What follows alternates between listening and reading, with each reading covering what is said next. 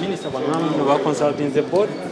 mbwe nkitunira mbeera ndaba nti abantu abali mu board omwo babadde ba consulting kubanga oli yabeera kiikirira abala kijja kubeera kizibu nnyo okugamba muno bagende nga bakebera ku buli nnimiro boogere naye tekijja kusoboka.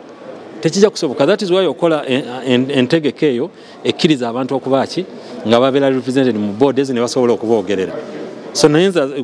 communication gye nnina ba consulting ne UCDA and I think for me kyali kikola kibatwala naye bwebanga UCDA teya consulting balimina biki then maybe government yalemwamu awo era yeetaaga okukitereezaamu naye nga siraba buzibu tujja kuwuza nti byenjogedde wano byonna mbisoma mu mateeka obulanga newankubadde endagaano ya sainingibwa tukomawo wano okuwuliriza abaki aba members of parliament kuba members of parliament nabo bakwatagana naki n'abantu ne tumanya kiki ekiri eyo ekikola ki ekitawaanya abantu naffe ne tubanyonyola kiki ekitwavuddeko okuba nga tukola ki ekintu ekyo ne tugezaako okufuna ki ewo tukwataganira ffenna tukolera gavumenti yemu era tukolera abantu beebamu tewaliwo endagaano egenda kubeerawo olubeerera tekiriiwo endagaano bw'obanga oyagala okuteekamu akawaayiro obeera ogeza kukamenyamenya naye right okutaminating ebeeramu kintu tosobola kwebuuza kuli muntu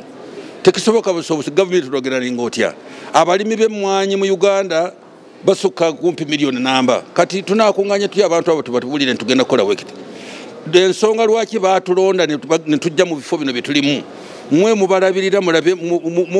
bwebanga mwagadde okwebuuzaako yesu oyinza ogenda weebuuzaako naye tusobola kwebuuza buli kintu baatulonda